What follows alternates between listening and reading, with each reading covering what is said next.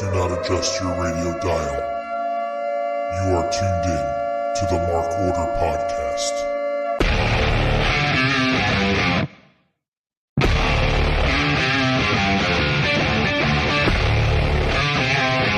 Join the Mark Order.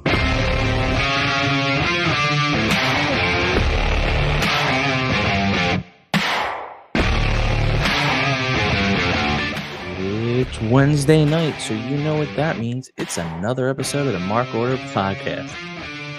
For right now, it's me, Ryan, and I am joined, as always, by my amigo, Asian Joe. How you doing, Joe? I'm doing well, Ryan. How are you? Not too bad.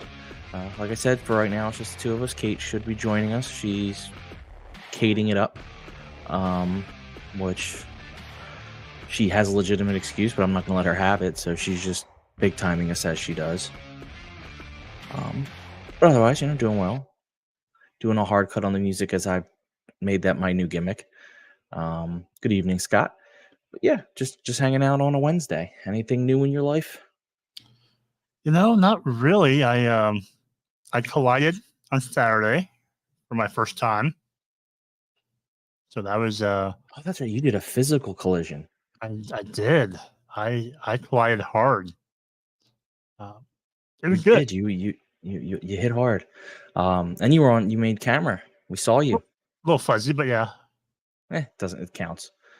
Hello, Lieutenant Colonel Photo. Hey, Eric. And hello, Tim McFall. So yeah, no, I mean, that was good. That's why we didn't collide. Well, actually, it was Kate's fault. I told you it's Kate's fault when we don't do things. So not too bad. I really want to try to jump into the watch along live from the arena. I was really trying to. We don't need everyone to hate us. Hey, Kylie. Hey, Big G.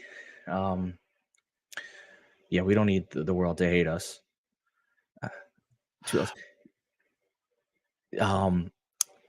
2LT, she is big timing us. She is showing up, but she's just going to show up late because it's what she does. Probably have on like big sunglasses and CEO theme starts playing. CEO. How was your weekend? What'd you do up until tonight? Nothing. I'm trying to think. There was a pause because I legitimately didn't remember what I did. Some family get-togethers for random birthdays and graduations and stuff. Scott, we will not discuss the Celtics game. I am sorry. I just can't bear that pain. No. That's the one thing that Ryan and I can handshake meme over is, you being a Sixers fan, me being a Knicks fan. Like, we're not going to talk about Boston. No, screw them. But yeah, no, I mean, so I didn't really do anything. I didn't collide. I didn't get to go to collision. Now I got to ask, since you were there, what was the audience like? That it was a smaller venue. It was a little more intimate. What'd you think? I thought it was actually pretty good. I was a little bit nervous the day of, kind of tracking to see how the ticket distribution was going, and I think it got closer to that 3,000 number by the time the show started. It's your typical small, arena setup where half of it's obviously blocked off on the hard camera side. But I thought the crowd in general was really lively. I just wasn't quite sure what to expect since it was the first time AEW was in this area. Yeah, well, that's good though. I mean, think they should go back. I think they should go more to those middle states. I mean, when Tony did promise to come back, when he did his little spiel between, so he would never say something and not all through on it. If you believe that, oh boy, the things I can tell you. But no, I thought the crowd was even pretty good in the ROH tapings afterwards. I thought they were pretty into it then as well. So hopefully it translated well on TV. It did. I think for an intimate size, it did well. It was the hey pieces. They're doing all the smaller venues now, which is smart. Instead of doing the big venues and cutting them down by 7,000 to 10,000, it's smart. Just do a smaller venue. Have it feel alive. And also, you get crowds that don't get it a lot, which is, sorry, Scott was on. I'll acknowledge it, Scott. I don't know why ESPN went with the Mavs in 6. It was the dumbest call of all time. Everyone knew the Celtics were going to win this, but I think it's not the. It's the theory of like when they go over to Europe. Obviously, the size of crowds are different, but when like the WWE or AEW goes to Europe, you get a livelier crowd because if you don't see it all the time, you just it's better.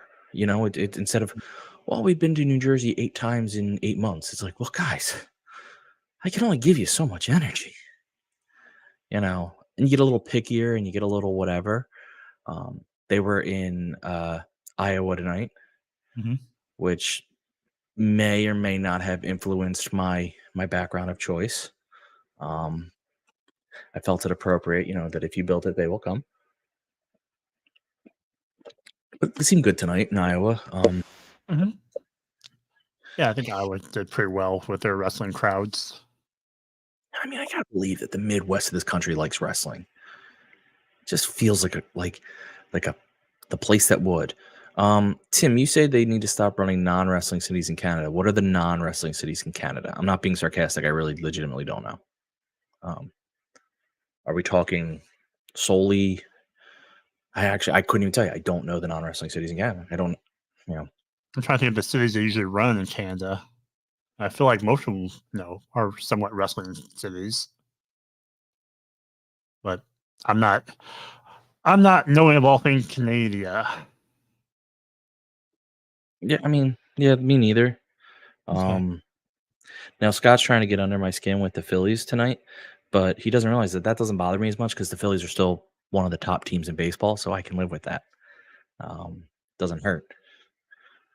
Winnipeg only pops for Winnipeggers. Yeah, but they have 2 of the biggest Winnipeggers on their roster. So like Don Callis. 3 of the biggest Winnipeggers on their roster. So you're kind of locked into that. You know, do they hit the southern states a lot? I feel besides Florida, do they hit the southern states a lot? I don't feel like they've gone to many places like in Mississippi or Alabama or Yeah, like I feel like those southern states would be like prime territory for, you know, because southern wrestling was such a big deal. It carried you know, Mhm. Yeah. carried it for so long. So I'll tell you what, 2LT, when the Yankees perform in the playoffs, we can talk. But yeah, I don't know. It's interesting to think that like they leave these markets. Maybe for a while, I think they were trying to hit the big markets to be like, hey, we're. But I think that's a poor strategy. If you can get a good audience in Alabama and Mississippi, I'm quoting piece here, Alabama, Mississippi, or Louisiana, why wouldn't you go there? You get a good building, you're building it up. You can't just rely on the same 6 markets. Yeah. You oversaturate it, and that's not how you grow. Like that's not how you grow a fan base. Like you go to some of these southern places that may um wouldn't may not get it as often, or they probably don't get WWE that often. They may make AEW like their wrestling company if you come a little bit more and are like, hey, Hmm. we're here for you. I mean, you're running Yeah. 2 shows a week. You can do it.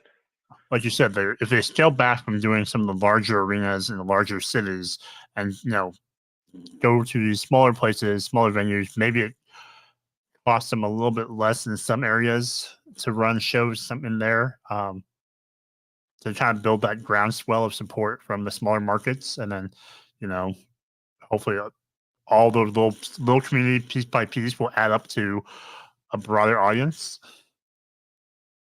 So Yeah, I mean it just makes more sense to me. Like you go to these small markets and you do. Like I just feel like okay, you guys over in the Nebraska area, you Huskers, you guys don't get wrestling a lot, if ever. we get WWE a lot. Do you really? Yeah, like once or twice a year. Like SmackDown going to be here. SmackDown, I think, is coming back here in like July 19th. Oh, they really good. Where Omaha? Yeah. Yeah, they come here. Oh, Like, I didn't. we had Raw last fall here.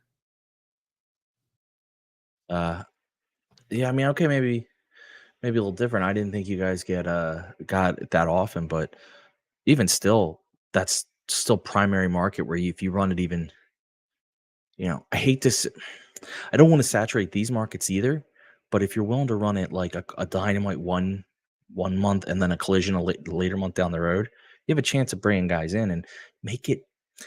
We're talking business, and I know this is totally unrelated to dynamite, but make it cheap, not cheap, but make it affordable too. Allow it to be a family thing. If you get those families coming in, and you get the people like you're gonna lock it in. I don't. It's been the weirdest. I'm not an expert on like the selling wrestling, but I do know that it's very expensive, and they were going to the same markets over and over, and they were seeing a decline in what is it, attendance. Maybe try something new. Like, because WWE for years, what they would do is they'd run the house shows. Mhm. So like they don't go to Alabama, so it's like or wherever they'll throw a house show down there and be like, yeah, we could, or like upstate New York where they don't get as big of a market, throw a house show so that um that's how they get people to go there. Jesse, I could say hi to you because Kate's not here yet, but Hi, Jesse. since AEW doesn't really run house shows, which is fine, there makes no sense to run house shows for them. You have to put your actual shows there, but when you have 2 a week, you have the time and the money to do it.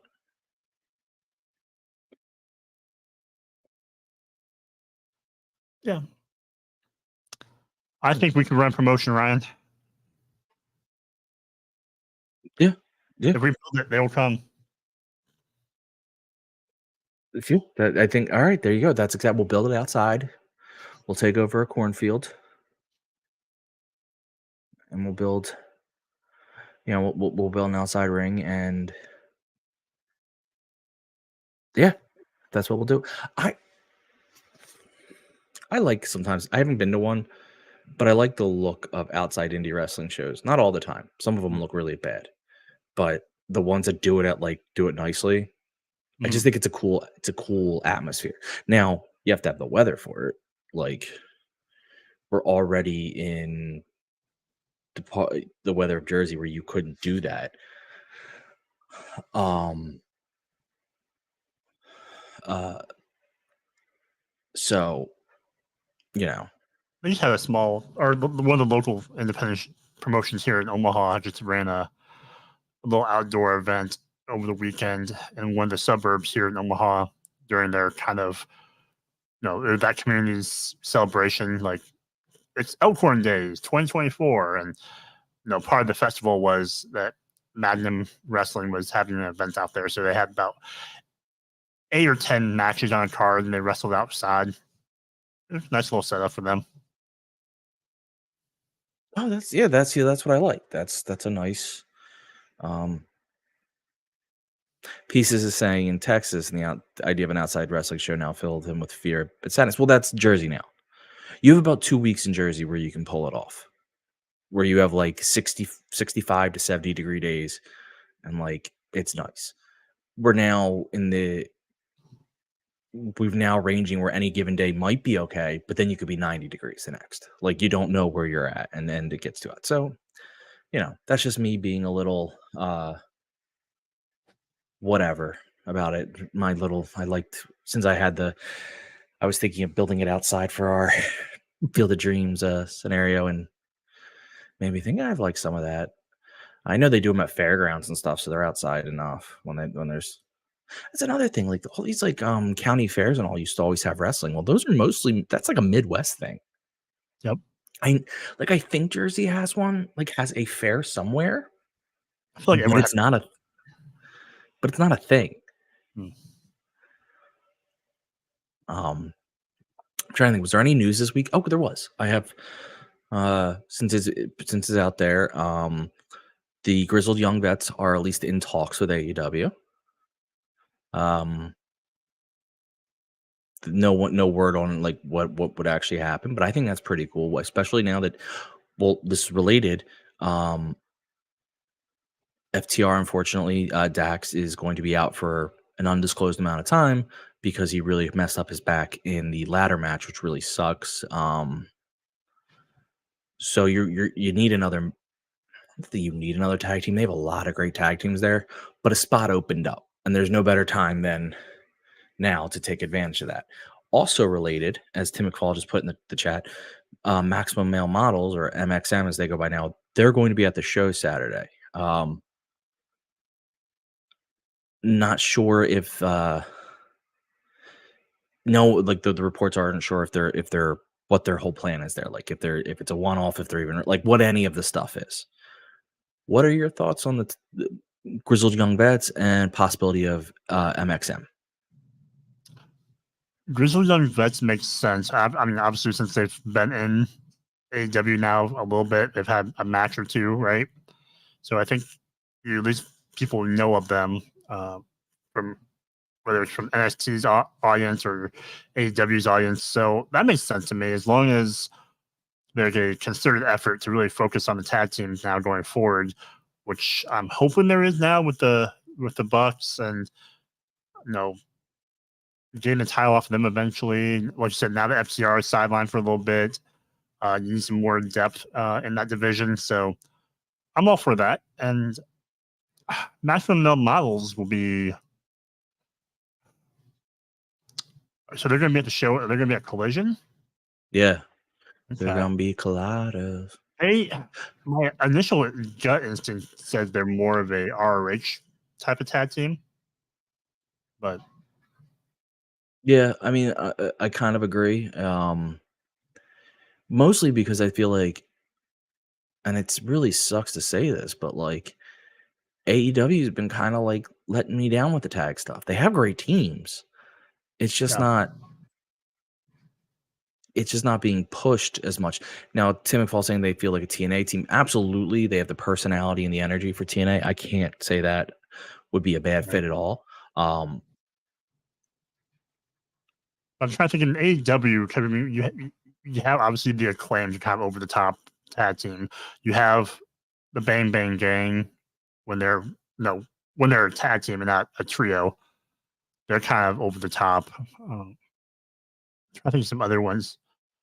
So I feel like they have plenty of like kind of zany tag teams in AEW already. Yeah, I mean, they need to rebuild the tag division though, in terms of like, and again, it's not talent related. They have top. You named some of the tags they have there that are a little over the top, but even the ones that aren't, like Top Flight, Private Party now. Private Party. What's the Iron Savages? Like they have more, and I'm blanking, and I really hate that I'm blanking. Oh, Dark Order. You could put a tag or a trio on that. They're more of a trio now, but still, you can do a tag and a trio. They have tags. They just don't. Hook and Joe. I don't think that's long for this world, but they're there. They have these tag teams. They're just not. And that's where trios comes into. Again, you could be doing a lot of these things all together, and it doesn't take much. And this is, I will never pretend to be. I'm not one I'm not one of these people who believes I could book wrestling better than the people who book it. I couldn't. I'd be terrible at it. I'd want everyone to win and no one to lose. But one thing I know from just being an avid book reader, TV watcher, and wrestler watcher is one simple thing. If you were to you don't have to put them on every week, but if you take a team like Dark Order and you say, all right, you guys are on Collision this week versus the Iron Savages, I'm just naming, and you're going to have a trios match, and something happens, and or you have a tag match to start, and something happens. Maybe take a week or so off, and then you do it again. But this time it's a singles match or something, and then you do a couple interviews, but you spread it. You could spread that out over the course of weeks and months, and that's random. You could spread that out over the course of weeks and months, and it would be a fun feud, and it would get them used, and there was a way for them to get over when they're not being heavily featured, and you're building up natural opponents, challengers for your belts. That's just me. Maybe I'm wrong. Maybe I don't know if you have a different feel to it. No, I get where you're coming from. Like much like a match, there should be a pace to a match, right? When you book it out. So I feel like when it comes to the wrestlers, there should be a pace as far as their appearance on TV, whether, like you said, they're in the ring action or they do a pre-record backstage segments or vignettes or something like that, just to kind of have it a little bit more equitable due to that size of a roster, and you can showcase a lot more stories that way too. So, yeah, it just seems to me like it would get things, and if one heated up, then you could feature them a lot more. Like you always have the ability to ramp it up, but it just seems silly you have these guys just kind of sitting around. It's like putting them on one show once every other week does not hurt your show at all, and it will eventually. Hell, you have Rampage too. I forgot about Rampage. You could be featuring these things on Rampage, and if they build into Collision or Dynamite, you'd be fine. Like you can do, it will work. So don't think there was any other news and or notes. I'm looking just to make sure I'm not missing anything. Well, actually there is. How could I forget? No, we talked about it last week. Never mind. It was Ricochet, but we talked about that last week. That he's getting out of his Was he out of his contract? Was he asking out of his contract last week, or did we just know his contract was coming up? Well, the initial reports were that he notified officials that he wasn't going to resign. I don't think he was giving notification. Hey, I'm going to leave the company after my contract ends. And now they wrote him off TV. So it looks like that is the way it's going. I think he's obviously very talented. AEW is very full, but at the same point, I don't know how you wouldn't bring him in. A guy who could do the things he can do. You just bring him in and let him work. I think you have right now you have 5 hours of TV. You might end up with 6 at some point. But right now you have 5 hours of TV. You should be able to work in more wrestlers than you are. Like that's always what annoys me. Like you can work more in, but we'll see. All right, we're going to take our commercial break, but hopefully Kate will be here by the time we get back. If not, I'm going to continue to make fun of her. So I'm going to put on a commercial overlay. Please support these great shows on the Shining Wizards Network, of which we are a part. And we will be back after these messages. Thank every one of you for tuning in every Monday night to listen to The Shining Wizards. If you'd like to continue to support us outside of listening, we've got a few ways for you to do that. If you shop at Amazon, go over to amazon.shiningwizards.com, do your shopping as usual, and when you make your purchase, a little bit of that purchase price will go back to support the show. If you like to wear t-shirts, merch.shiningwizards.com will take you to our Pro Wrestling Tees store, where we've got over a dozen great designs from over 11 years of professional wrestling podcasting. You can become a Patreon supporter at patreon.com/wizardspodcast, where each and every week we call out your name as one of our show producers, and the more you support us, the more things that you're entitled to receive, and believe me, they are fantastic. If you can't support us monetarily, if you don't shop at Amazon, that's absolutely fine. Continue to listen to us wherever you listen to us on the World Wide Web, and make sure you like, rate, review, subscribe, do all that good stuff. Doesn't cost you anything, helps us out, and we can continue to bring you the love fest that is The Shining Wizards. What's up, folks? It's your boy, the Impact Player, Mr. Philly Ray, inviting all of you to check out the Turnbuckle Throwbacks Wrestling Podcast. Join us as we cover all things current in the world of pro wrestling, as well as paying homage to the old school, the Squared Circle. So listen in and find out why we are the recognized symbol of excellence in sports entertainment broadcasting. Find us on all social media platforms and anywhere you get your podcast from. And as always, we are the proudest members of the Shining Wizards Network and Rant Entertainment Media. Are you tired of being lied to every day by the mainstream media? Do you want to know what's really going on in the world? Do you want to make up your own mind about things and not be told what to think or say? Then listen to Inconclusive Breakdown, a weekly anti-PC look at the world of entertainment and current events, brought to you without censorship or filters. You can find us everywhere you listen to podcasts, BitChute, and on ShiningWizardsNetwork.com. And also, we're a proud member of the Shining Wizards Network. Got 30 minutes to kill? Come check out 30 Screams or Less, where we review a horror movie in 30 minutes or less. We cover new movies and old ones too. We'll give our honest thoughts on the movie, good or shit, as well as a rating of each one that we watch. New episodes weekly, available on the Shining Wizards Network and wherever you listen to your favorite podcasts. I'm Steve. And I'm Corey. Come check us out at 30 Screams or Less.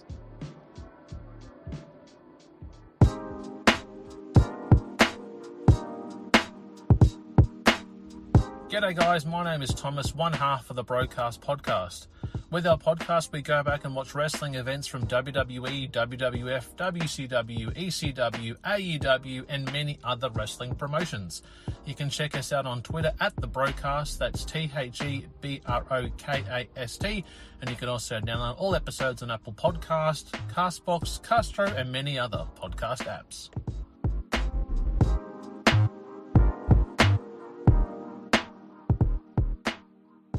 You like your music heavy? Then check out Radioactive Metal on the Shining Wizards Network. For over 16 years now, Radioactive Metal has been one of the longest running podcasts. Over the years, we've interviewed some legendary metal acts, had some awesome discussions, and cranked a hell of a lot of tunes.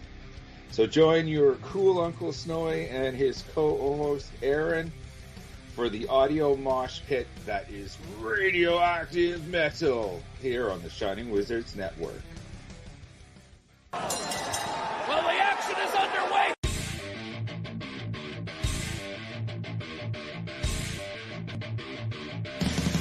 What's up, everyone? When on the Shining Wizards Network, be sure to check out Wrestling Night in Canada.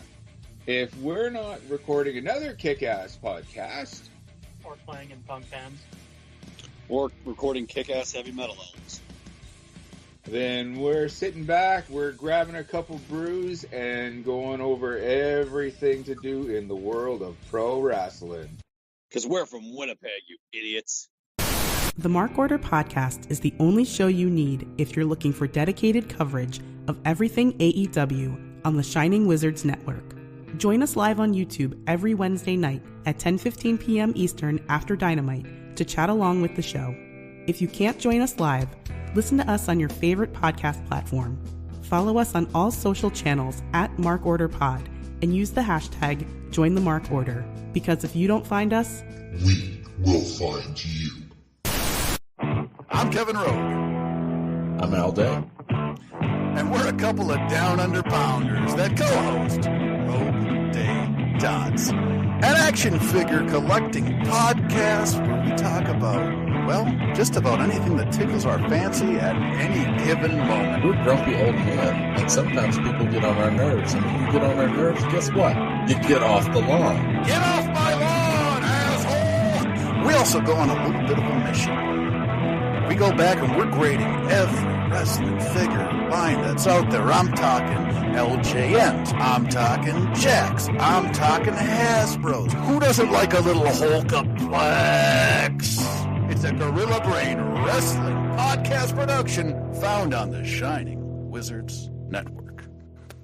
I'm Duke Bags. Kevin Rowe. And together we are the co-hosts of Your Duke and Road. If you want to hear about some terrible wrestling shows, we got you covered. Well, we talk about good ones, too. We're currently talking about the death of WCW. I know what we're fucking talking about. Sometimes we get guest spots, like from the Taskmaster. I like to listen to the Your Duke and Rope podcast. They're funny guys. That I like when they talk about the Nards plows. I like Nards plows. That's a good move. And I like the Dungeon of Doom. You know, sometimes I call my butt the Dungeon of Doom. Thanks, guys. It's Oklahoma. Let me tell you a little bit about my favorite wrestling podcast. All right. It's a podcast from two men, Duke Bags, Kevin Rowe. They talk about professional wrestling. It's a man's sport. All right? And who better to talk about a man's sport than Duke? Oklahoma. And once in a while, Vince Russo stops by. Oh, you piece of shit! If you're not listening to the Your the back with the boys? You piece of shit, I don't know what you're doing. It's, you gotta slide one in there. If you're a man, you're talking about something only a man can do. You're talking about sliding one in there. Bro, take the time to slide one in there. All right, bro, you piece of shit. Slide one in there. A Gorilla Brain Wrestling podcast production that you can find on the Shining Wizards Network.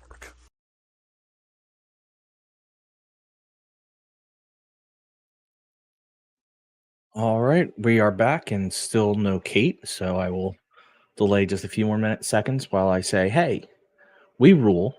We know this. You know this. That's why you're listening or watching and listening. So we rule, and we think you should support us. And there's a couple ways you can do that. One, follow us on all socials at Mark Order Pod. 2, like and subscribe to whichever platform you're watching or listening to this on. 3, though, is a monetary way. And you can do that by going to Pro Wrestling Tees /Mark Order Pod. And at that place, you will find 4 magnificent t-shirts. If you find more than 4, something happened. But there should be 4 magnificent t-shirts. One with our logo and name on the front, one with just our name on the front, one with our name on the front, logo on the back, and then one with a pocket thing and a logo on the back. That's how I describe them, because I clearly just wear plain shirts. But you go to prowrestlingtees.com /MarkOrderPod, or if that's difficult for you, because it is for me, I go to our socials and I find our link tree and I click our link tree, and in our link tree is the store. And you click that link and you go here, and there you are. And if you do that, it would just be some money for us, which would be nice. 2LT wears his every Wednesday, and he looks stunning. So, Joe had his on when he went to Collision on Saturday, and he made it on TV, but he is the gray variant. Joe was an early adopter, got the gray variant. You can get them as a V-neck too. I did not know that. Things you don't know. But yeah, please buy a t-shirt. That would be wonderful. Okay. No Kate. Looks like Ryan's running the show, and he did not know he'd be doing that. All righty then. But Ryan, we get to do the fun scale tonight. I know. She better come on for this, because so for those wondering what the hell Joe's talking about, and I am one of them, as those who listen and watch the show know, I apparently have a catchphrase, which was, the match was a lot of fun. And it's what I truly believe for most matches. But we've developed the fun scale. Now, I originally was doing them out of fun. So it'd be one fun out of 5, or 5 funs out of 5, or 1 fun out of 5, that type of deal. Joe has reworked the fun scale. What is this new fun scale? So, yeah, I took creative freedom, and there are 4 levels of fun. 4 being the most, 1 being the least. And I will say 3 is it was a lot of fun. 4 is like, you can't control yourself levels of fun. Just to give you an idea of the fun scale. Okay. I also have a not fun, in case we don't want to have any fun. If there's a segment that we all hate. Okay, well, and that's enough for now. I'm sure there's going to be some representation of these funds, but yes. let us begin with the opening segment. The opening segment, the show opens with Swerve Strickland coming out. He does his day talk, and he hypes up the crowd, and he says Forbidden Door is going to be awesome. He starts hyping up Ospreay, basically trying to hype up his match. It's not long until he's interrupted by the Elite, specifically Okada at first, telling him to stop talking, and then he calls him a bitch. Okada really is big on the bitch word right now. I again want to go back, and I'm not going to dedicate my life to that. I have too much going on. But if I did have the time, I really want to know when bitch became the wrestling word, because I don't feel like it was in the 90s. Yeah, I'm guessing it's sometimes early 2000s, 2005, 2010, in that range. I feel like it was I know this is going to sound weird, but I feel like it was a PG era thing. And I feel like the reason I say that is I feel like they couldn't do or say the other things they were doing or saying. And so bitch became their oh word. So that's just my, again, someone please, if you know the actual answer, please tell me. I would love to know. So anyway, Okada calls him a bitch, and then the EVP start talking. And they basically are like, hey, we laid waste to half this roster. So Pieces brings up a question, my theory. Bitch, I don't know if bitch should be considered PG, but it definitely never gets bleeped. And it never got bleeped on WWE as far as I can remember. Yeah, it's probably one of those words where kind of like bitch and ass, like when they kind of slowly integrate some curse words that those were the ones deemed okay to use. But it gets through the PG censor, which is why I was saying that. Like, it was the dirty words you could use because you couldn't call things other. You couldn't say other. What'd you say? Maybe it's because, an ass is a donkey, a bitch is a dog. So, like, maybe because they have literal meanings behind them. There's a loophole. Yeah, that might not be bad. So, the EVP say they've laid waste to half the roster. Half the roster is gone because they've hurt them. Playing up basically Eddie Kingston. They broke Eddie Kingston's knee. They didn't actually specifically shout out Dax as far as I could tell, but I'm surprised on that. But you have Eddie Kingston out, you have Dax out, you have Tony Khan laid up for a while, so you have these injuries. They then say, but we're not done. We didn't just beat Team AEW. No. We're going to have the most violent match in AEW history. Blood and guts. So we're going to have a blood and guts match. However, as we all are aware, a blood and guts match has 5 per side, and the Elite only has 4. So believe it or not, George isn't at home. They invited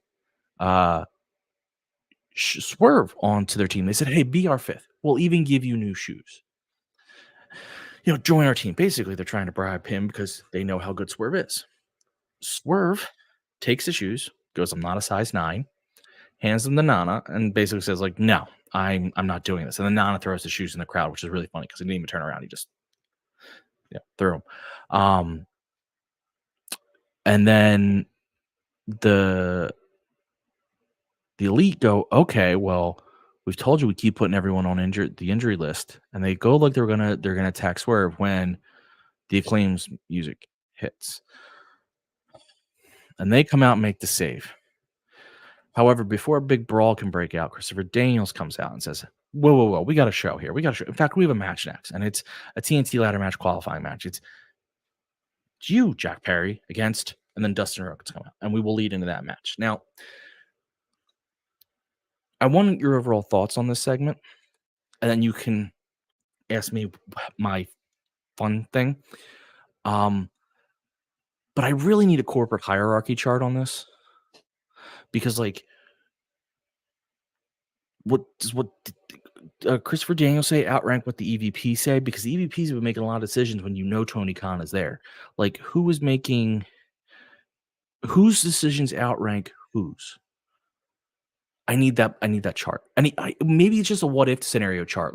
Does it pertain to this? Then you go this route. Does it pertain to this? Then you go that route. Because I just need to know. Tell me, baby girl, because I need to know. That's fair, because Tony did appoint him as interim. He's not even a full-fledged EVP, so he's interim. You would think that would be lesser than Matthew Nicholas in my book. Yeah, no, it's a very interesting thing.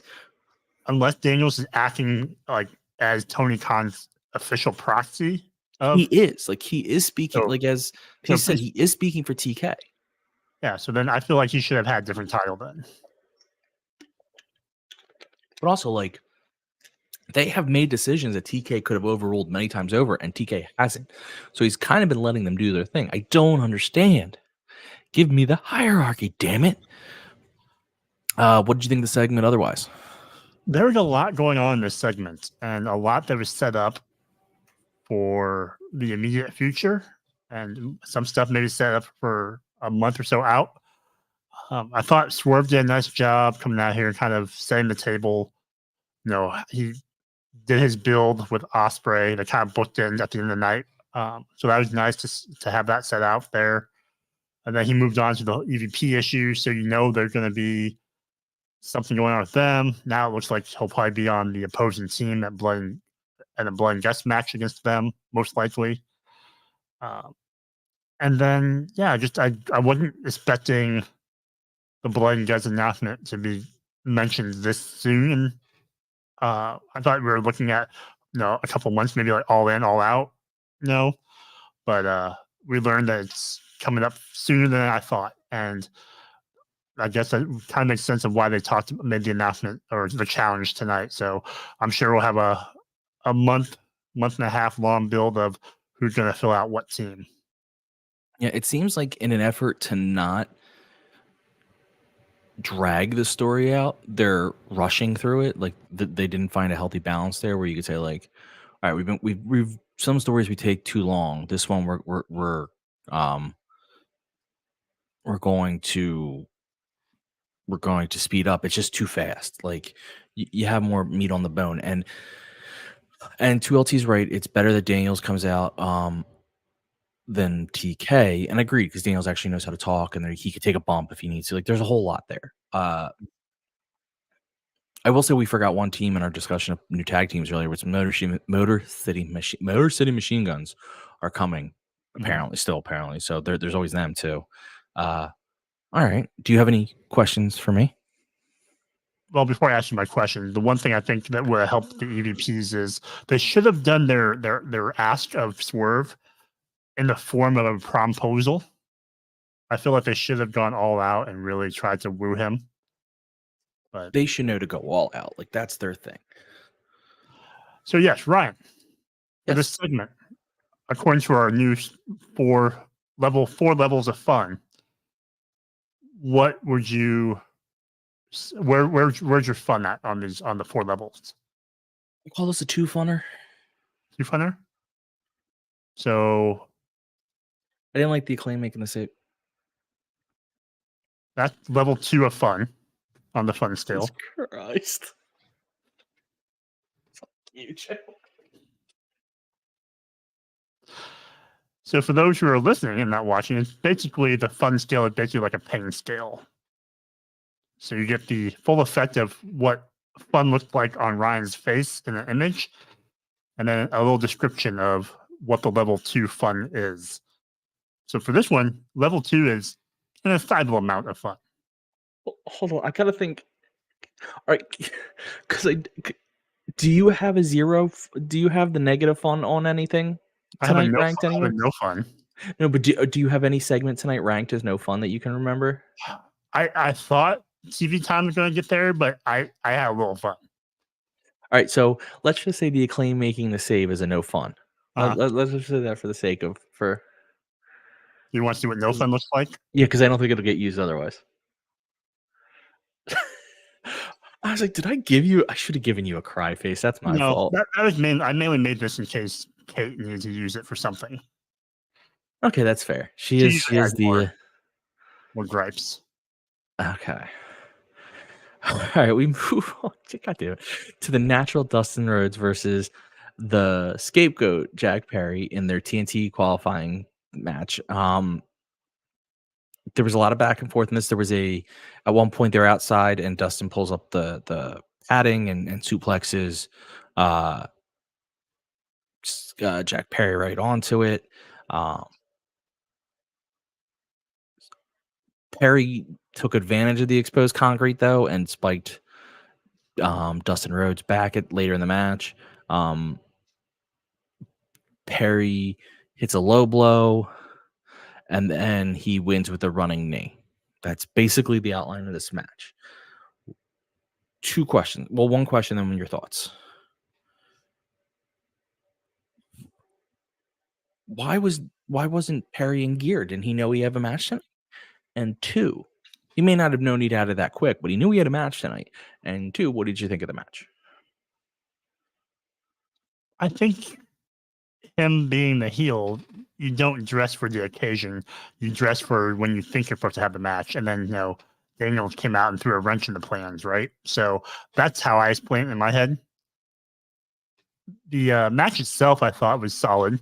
I think giving Dustin that mic time on Collision to help set this up a little bit helped. Otherwise, I would have thought, why are we doing this match of all matches?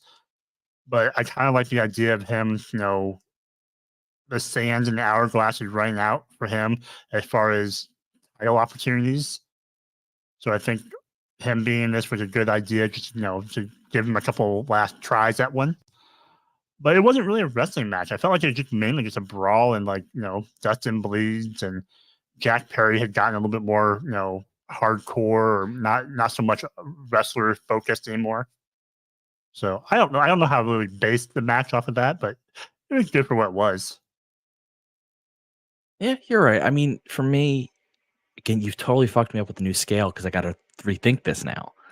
I'm gonna say this was a 2 out of 4 funner. Another 2. 2. It's an excitable amount of fun. Mm-hmm. While acknowledging is the reason this is a fun scale is they're always fun. Like, I'm always having a good time. Yes. And I'm basing that on because after this match, what did you think? Do you agree with the 2? Yeah, 2's fair for me. Okay. Sorry, I know I'm hogging it, but I want to make the prediction so you can surprise me with what I see. The reason is because I'm going to have a 4 out of 4 fun, and it is what happens next. It is Renee Paquette interviewing Kyle O'Reilly, Orange Cassidy, and Mark Briscoe. And Kyle says his piece. Orange says a little bit of a piece. Kyle says his piece. Orange says, I couldn't trust anyone, but now, I have one person I know has my back, and it's Willow. And then Kyle says his piece of, how they're going to get along. And then Mark Briscoe just goes on this fucking rant. And it is, I'm not even going to try to quote it. It's like he's talking about rear view mirrors, and he said conglomeration, I think, at some point. And he just, Orange is the man with his hands in the pockets who will also rock it or something. And Kyle O'Reilly's reacting behind him like, what are we going through? And then when he walks off, Kyle O'Reilly's like losing his mind at what this was. I mean, even Willow's kind of reacting no, it was the most unhinged in the best way segment. So for me, this is a 4 out of 4 fun. A 4 out of 4? Yeah. I don't know if that's fair for me, but okay, I get it.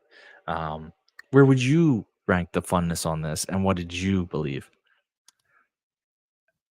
My fun is basically based off of Kyle O'Reilly's facial reactions to what Mark was saying.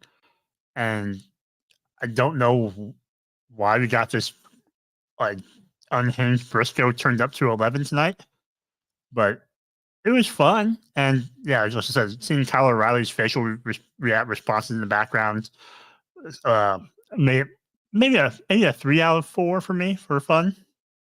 Hold on, do we have to adjust the fun scale that's on the screen then? So that's a lot of fun. I've now seen. Oh no, there's still one fun missing, and that is gonna. I know where we're gonna apply that one fun. Yeah, we haven't got one yet, but yeah, I know. You were 4, I was 3. That's a good dose of fun for that segment. Jesus Christ. Okay.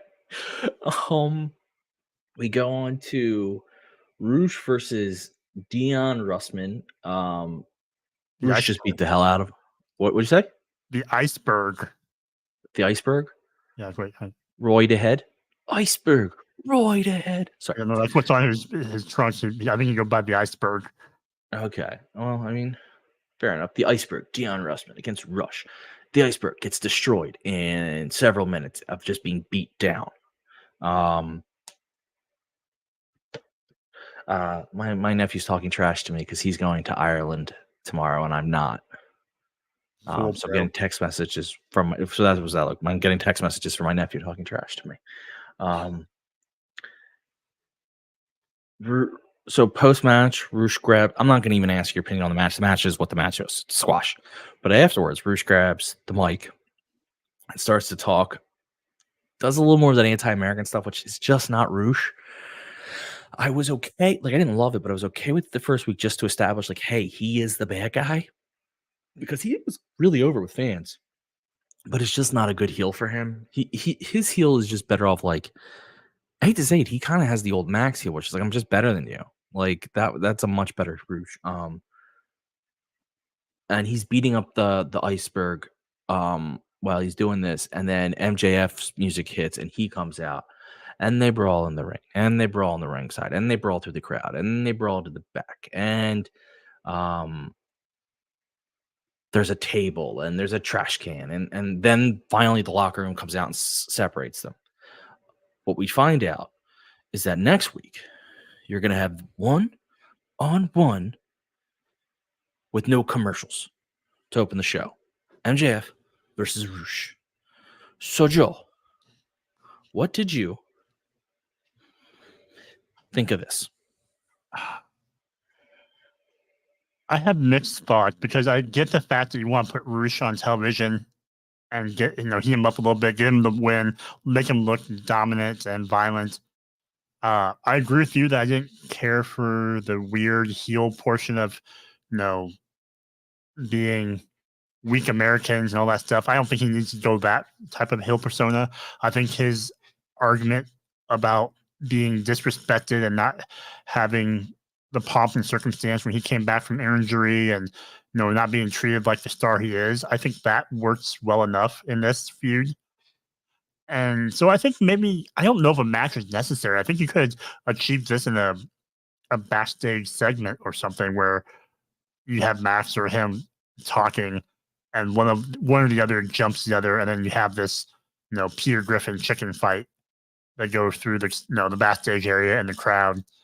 So I'm just sad that I feel like Rouge is going to take a loss, which I'm not a big fan of him taking a loss in this match. But yeah, I just mixed feelings about things here. He's absolutely taking the loss.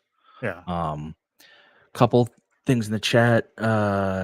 One from last match from Scott. I think Dustin might just bleed at this point. I don't even know if he's forcing it. I just think his head might just split open every time he wrestles. Tissue paper skin. I don't know if they put a different strap on the ROH World Title. Could not tell you. 2LT also hates the "You People" promo on board. And MJF will have the club of Baby Seal tonight. Be cheered at this point. Agreed across the board. Rouge is going to lose. Like, let's just establish that. He's not. It's MJF. I mean, like, if it was anyone else, there might be a shot, but it's MJF. MJF's winning, and it's MJF's return feud.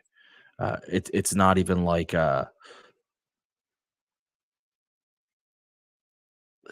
it's not even a 3 feuds in type deal or a side feud to his main feud. This is his return feud. So, I mean, I'm glad Rouge is in it because you're putting Rouge in with your biggest guy on his return and putting them on level to each other, but he's going to lose.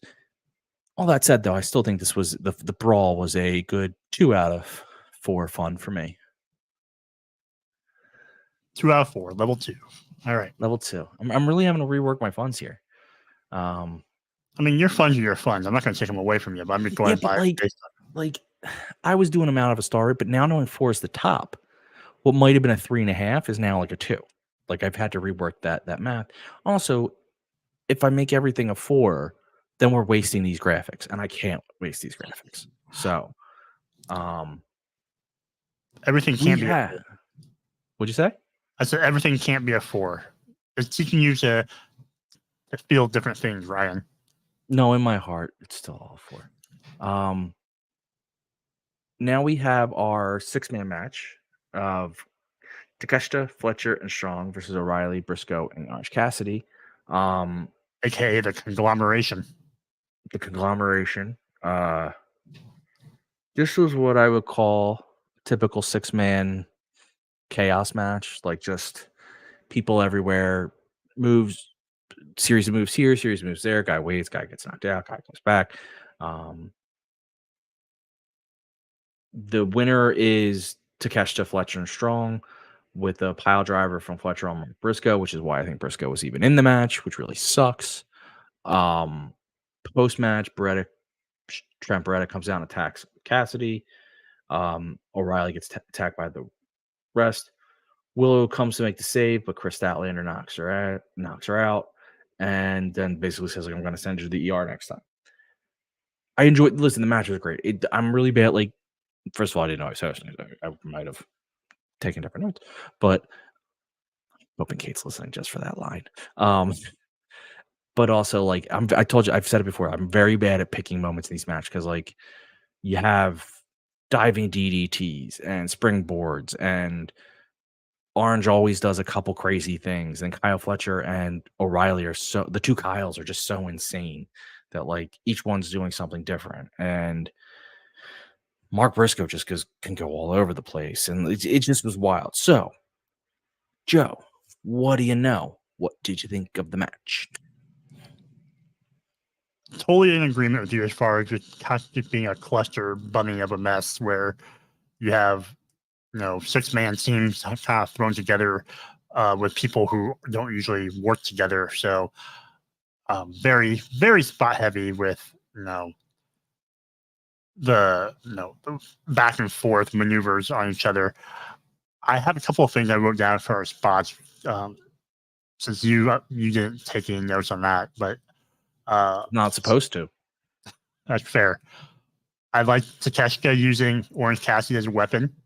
When you had he caught him and just using his leg to hit people with. I thought the dragon screw by Kyle O'Reilly, that when he whipped, I think it might have been Takeshita's leg. When he whipped him, it also took out Fletcher. I thought there was some nice teamwork on the outside with coordinated offense from Briscoe and O'Reilly. And then I liked the high-low that Orange Cassidy and Kyle O'Reilly hit. But my question is, where's Wardlow? I feel like he's been absent lately. That's a good question. Wardlow. I mean, maybe they're trying to get him out of the story because he didn't really fit in with them. And if I don't know, that is a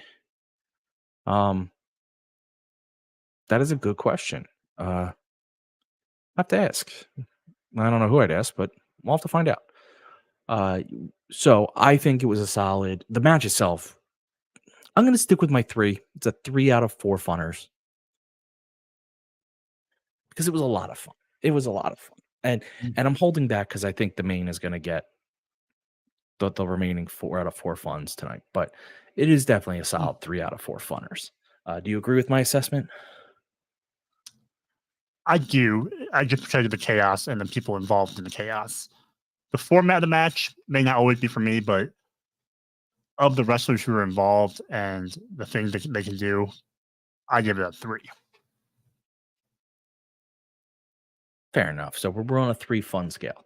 Okay, we move on and we have Phoenix is getting hyped up for his match with Renee talking to him. They have Daniel saying that the Elite are going to have to do some title eliminator matches with no support. That's where we could get interesting with some of these teams coming in. Like Saturday might be the Elite versus Maximum Male Models, MXM. It's eliminator. They bring them. Like, we'll see. We'll see where this is going. I have hope. Rebuilt the goddamn tag. Apparently, SRS doesn't know who else he asked. So there you go. No answers. Rebuild the tag division and the trios. Just rebuild them together. Let it happen. So we move on to Hook and Samoa Joe versus Premier Athlete Brand, Ari Daivari and Tony Nese. I guess what's his name? Josh Woods. Josh Woods isn't around for some reason. I don't know. Is he hurt? Because he was advertised with them original, not tonight, but like when they first did their they first did their promos. But whatever.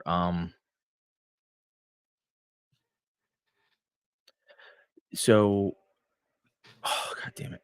So the match is, I was really hoping Kate was here for this because I did mark down one spot specifically that I wanted to steal from her, which is it was Hook versus Hook. First Joe was in and Joe was Joe and he was dominating. And then you have Hook come in and it looks like maybe things are going to turn. And Hook does a walk away spot. he does the Joe walk away, but he kind of looks at Joe like there was an acknowledgement, like I'm learning, I'm learning. Then Mark Sterling runs interference to stop Team Hook and Joe from winning, only to have Shibata come out and take out Sterling. So Joe won by not Joe. Well, Joe had a hook on Ari Daivari. They each had a submission on him. I'm really confused here. Hook. I was laughing the fact that says Joe had a hook on him. Like, yeah, well, they won. Hook had the red run on Daivari, but Joe also had a submission on at some point, and I just couldn't remember who it was on. Yeah, apparently she's taking care of doggo issues, or that's what she claims. I think she's out. She's just trying to Hollywood Kate. So yeah, team Ho won. Hojo? Hook and Joe. Hook and Joe. Ho. Or we could do I'm not something it's not, but just Team Shook. Team Shook won. Samoa Joe and Hook. I like that. Team Shook won. It also can be like Shibata. So yeah, that works. Yeah. Oh, that does. So Team Shook won. And then this was for me. Let me see. Is there anywhere in here that you know what? No, because I still the thing that no, because this is my one fun of the night. This is my oneer. So one fun from Ryan. It was a healthy dose of fun, but it was a relatively quick match. I was missing Josh Woods because realistically he should be the one going with Shibata at that point, not Sterling. I love Hook doing the walk away, but that was about it. Mm-hmm. What are your thoughts? Well, I'm going with a 2. And I bumped it for a 2 just because of the pre-match as they're walking to the ring and Joe talking about everything other than the match itself. He's talking about why Taz wears orange, his thoughts about why he wears orange. You have Shibata running the camera, phone texting, voice to text. That part right there before the match even started bumps it up a level for me. The match itself, I may have gone with the one. Sorry, you cut out on me. I thought you were done talking. I apologize. I may have gone with the one just to see what the one picture was. I'm not gonna lie. But okay, that's fair. There's really not a lot that comes out of this, so there's not like a follow-up question to that. We then have Mercedes Monet. Well, you have Stephanie Vaquer cut a promo on Mercedes. And then you have Mercedes versus, I've heard him say it 3 times and I still can't. How does she pronounce her name? Sequis? It's like Zeus. Zeus? It's like Zeus, but then like a T-I, like a tilde over the I-S. I don't know. So I'm not going to butcher someone's name. It's not. You had a highly competitive match between the two, to be quite honest. I mean, they went back and forth. There was a fireman carry off the ropes. There was a Liger bomb. There was Hurricanrana. But really, to me, the match here is that she reversed out of what was it? Like his her finisher, which I cannot remember the name of. What's her new finisher called?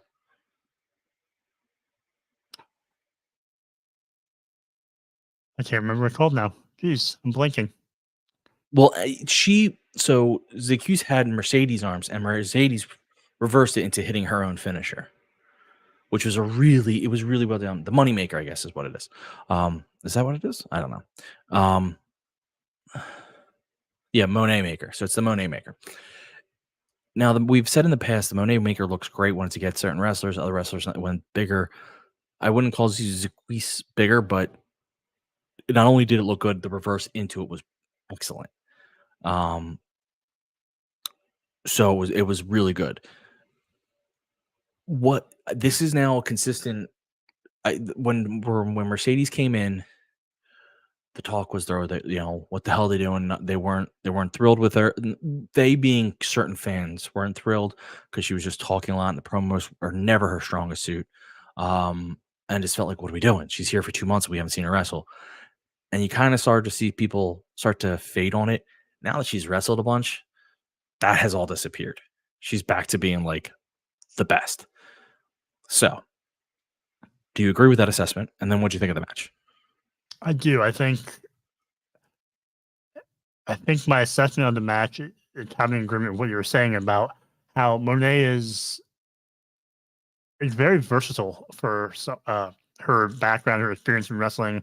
I thought this match really highlighted how big she wrestles for someone her size. Like, Zeuxis is a little bit bigger. She's not like, a Willow size opponent for Mercedes, but she's still a relatively bigger opponent for Mercedes.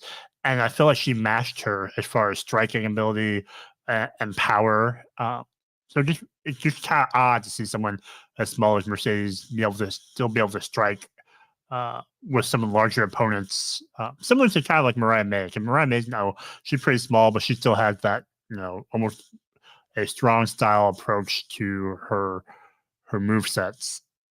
Agreed. Mariah is a bit taller, I think, which does help her out. But you're right. I did. For me, like, this was.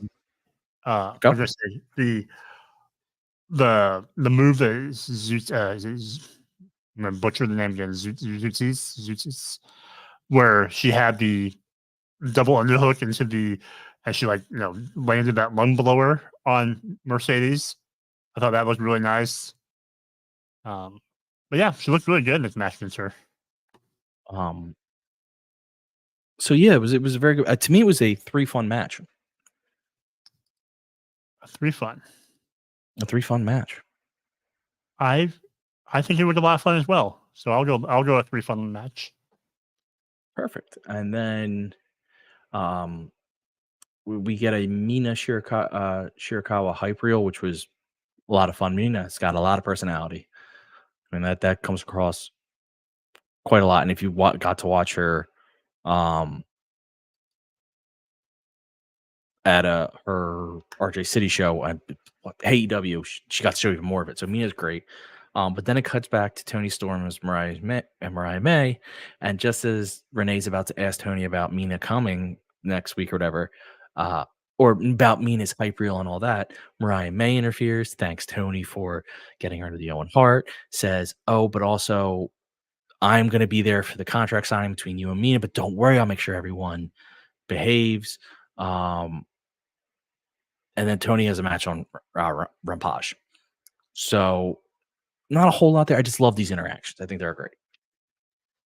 I don't think there's enough there to rate on the fun scale. No, I like the package that they showcased Mina in.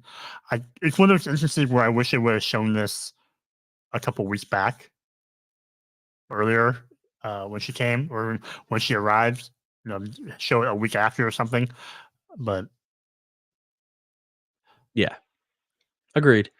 So we move on to the Learning Tree segment, where we have Big Bill come out, welcomes us. Then Chris Jericho comes out, thanks the branches that his shirt that just was released 15 minutes ago is already one of the top all-time sellers. Just love it. Love to see that happen. Good things for good people. Then talks about eating some local corn, but didn't think it was great because their pH was off and the soil wasn't right. And he thinks they need to fix that because Chris would know. He introduces Private Party. They come out. He says, you guys are great. You're excellent, but you're not winning. And you're missing out on the fundamentals. Like even the way you get to the top rope is wrong because they do it fancy like. They said, well, can you show us how to? And he goes, I've been trained by Stu Hart. And kind of. And he goes, they're like, hey, can you teach us how to get to the top rope? So Jericho's such a good teacher, such a kind man, says, I'll show you. And he walks up the step, the ropes one at a time, showing him, saying that's how Owen Hart taught him. And I don't know when he learned from Owen, but one at a time he gets up, shows him. And as he's at the top, Private Party knocks him down and they attack him. And then they attack Brian Keith and they attack Big Bill and they kick him out of the ring. And then obviously they run because they're not going to get fight. So I have a couple thoughts on this. First of all, this is a 4 out of 4 fun. Now, you might as well put that scale right. It's a 4 out of 4 fun. Yeah, this is for me. Private Party getting into a nice little feud here. I know people don't big, but this is a featured feud. Whether you want to, this is featured for them, and they need a feature. Brian Keith getting plenty of time to talk. Well, I mean, 2 sentences, but it's more than he's been able to say previously. And I just love the fake teaching thing. I really dig it. It is a 4 out of 4. Joe, tell me why I'm right. Well, Ryan, I will tell you why I think it was a 1 out of 4 for me. I'm shocked that you even got that. Well, I'm not going to say negative. I'm saying 1 because I'm in agreement with you about giving Private Party some spotlight and having them kind of be in a televised feud here. It's been a while since they've been on Dynamite, I feel like. So it's nice to kind of see them in meaningful matches. And I will say that Nebraska has better corn than Iowa, so I understand that point. That's an ongoing contentious thing between the 2 states. Does it really? Yeah, we always go back. People go back and forth and argue about that all the time. It's a thing. Not a proud moment, but it's a moment. Hey, you got to have what you got to have. So, but yeah, the rest of the learning tree, like TV time stuff, like it's not my thing. It's just kind of a waste of time. That's why they probably put in that that dead slot of a time they used to put all the women's matches in. But yeah, so I gave it a 1 out of fun just for Private Party. Okay. I mean, it's a 4, but I'll accept it. Then we come back from commercial. You have the Bang Bang Gang, which missing Jay White, so you cardboard Jay White. They cut a promo about the House of Black, saying they'll see them on Collision. Really fun stuff because Juice is just hilarious. He's insane. I don't think there's really much else to add to it. Just the Juice is insane. Then we have Red Death, Daniel Garcia versus Nick Camarado. Very excited to see Nick Camarado back, a Philly boy. He'd have issues with you guys, where you guys make fun of my accent. I don't think you'd say it to him. But he gets beat pretty soundly and quickly. This was kind of like almost squashy. Even though he's been on ROH, so I don't know. It seemed weird. But what was interesting was you had MJF watching Daniel Garcia, and you had Will Ospreay watching Daniel Garcia. Very, very interesting. People are watching Daniel Garcia. I found this to be a 2-1. Well, the match itself was a 1 funner, but I like the watching, and the watching made it a 2 funner. So this is a 2 funner for me. A 2 funner for the watching. Yes. Is it 1 fun for each person watching? Well, no, the match was a 1 fun, and then it was 1 fun for the watching. So it's the 2 together equal 2 fun.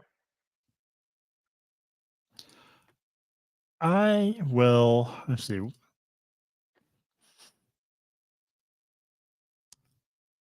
I'll stay with a 2 just because of the people involved in the match and the fact that it was Camarado who got on Dynamite, which I feel like it's been a while since he's been on Dynamite. Poor Nicky Combs. I saw him in the ROH taping on Saturday, so it was nice to see him. But I think I was wondering when they're going to do this whole international title thing, since he challenged Ospreay for it, and obviously Ospreay's dance card is kind of full right now with, going against Swerve here and everything else. So I was wondering when they were going to have that match, and then if they have MJF in part of it, are they going to do a 3-way match, or what's going to happen? So. Yeah, that's. But I just think it's interesting that Daniel Garcia is now the guy everyone's watching.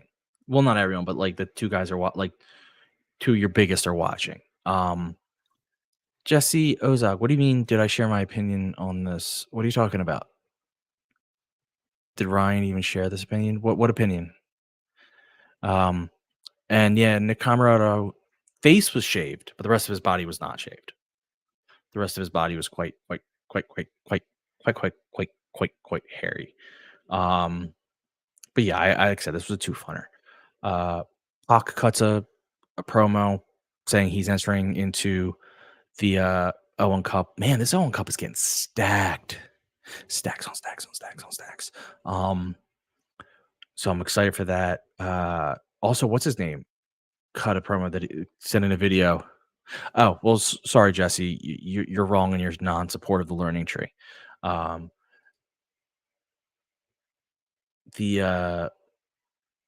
about Pac? Yeah, well, no.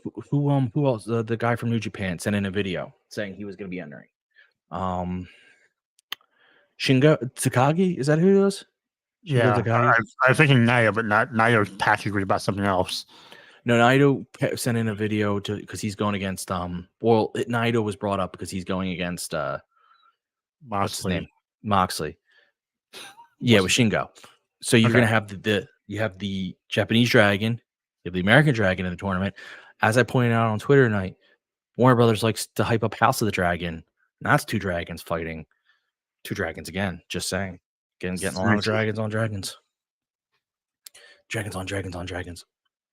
So we go to the main event of Will Ospreay. What'd you say? So he's not there anymore, though. No, but I can still say it. Rey Fenix versus Will Ospreay for the International Championship. I mean, dear God, these two just because there's a clip going around. I mean, it was huge when it happened, and they clipped it instantly, where Ospreay's up on the top rope, and Phoenix has like his feet on the middle rope. Yes, this is 100% a 4 out of 4. Oh my God, I just may have Beetle.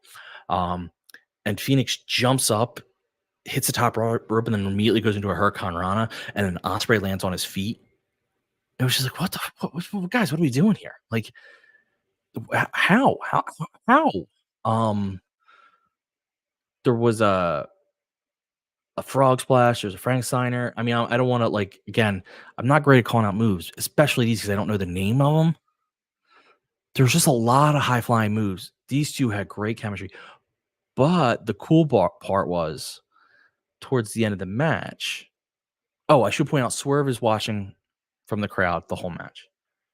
Well, wouldn't you know?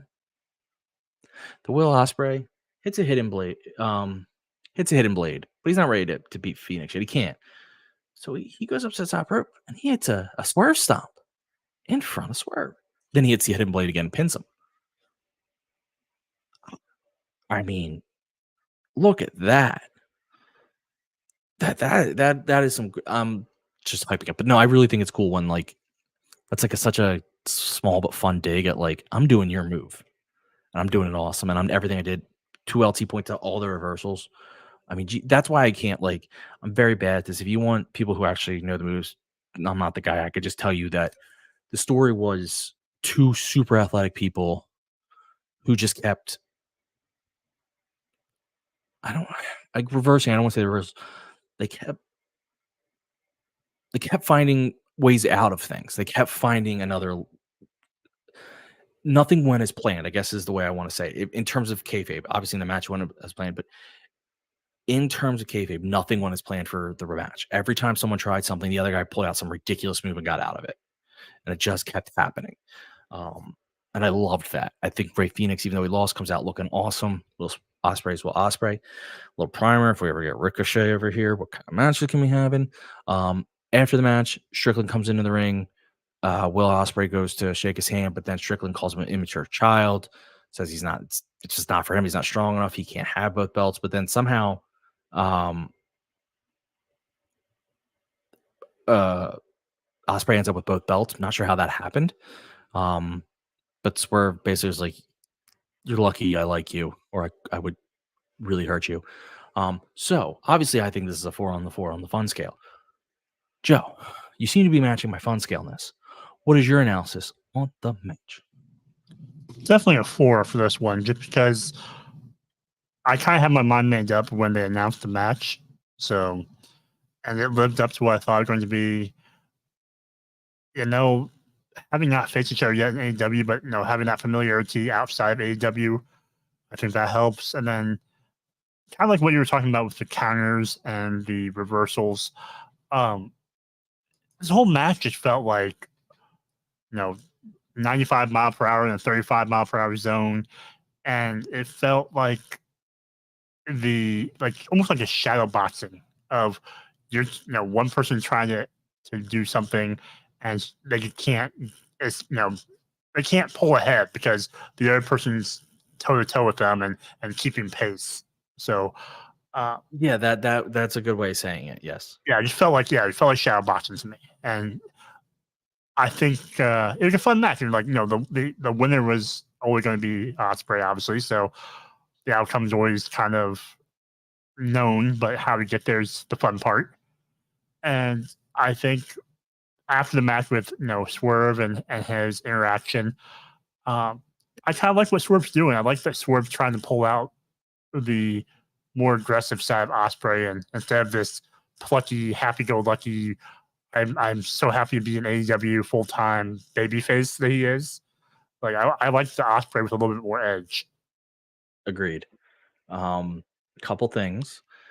Tony Hayes asking why was Swerve wearing a fur coat in Iowa tonight? It was hot today. Because Swerve is that guy.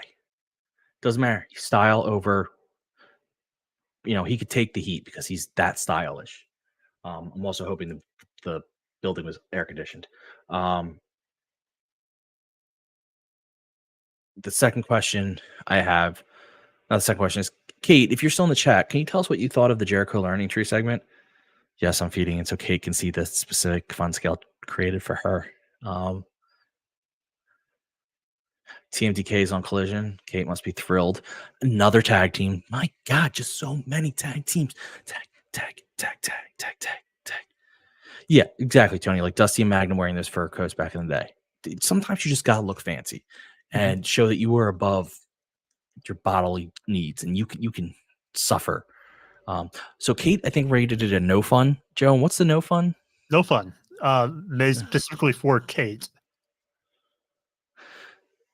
So Kate, this is your this was made for you. It's made for her when it's not for her. Because that's even her saying. So I really wanted her to see that. All right, so that is our Collision. Overall, I'm going to say this is a 4 out of 4 night for me, Joe. Not Collision, Dynamite. She said TMDK under Collision. But anytime I can get multiple 4s, it's a 4 out of 4 night for me. This was a good one. What would you fun this up as? Well, Ryan, I'm a little bit more conservative in my funds. I am financially conservative. Is that right? Financially. Okay, I got it. I'm working here, okay? My conglomeration is working. I'm gonna go with a 3. So it was a lot of fun. Yeah. It's more like maybe the lower end of a 3. I can support that. All right. So Joe, when you're not here giving me awesome fun graphics, where can people find you? Well, Ryan, you can find me occasionally on Saturday nights when we do Collider Cast. Maybe we'll do one this week. Otherwise, you can find me on social media at _Asian Joe. And then in my bio on my social media, you can find a link to my cereal review blog. So feel free to check that out if you want to read about some random novelty sugary cereal.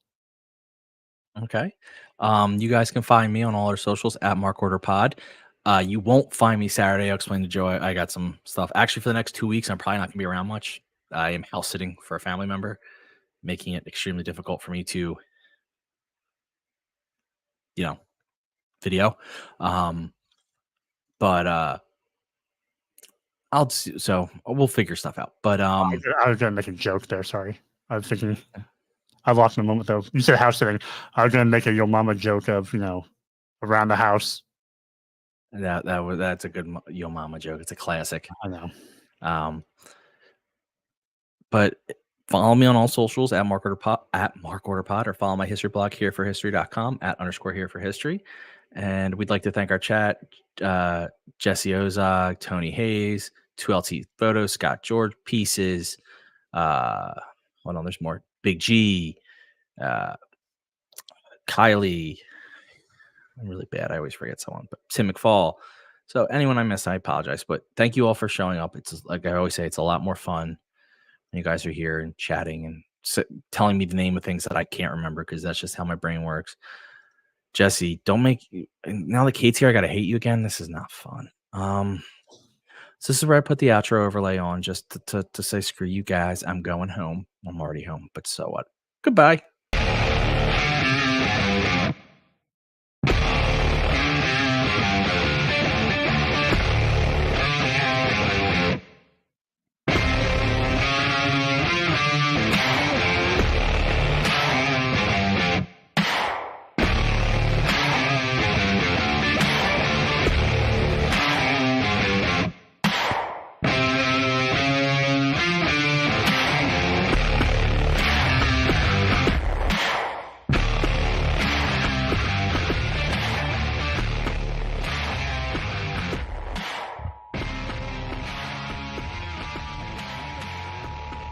This concludes the Mark Order Podcast.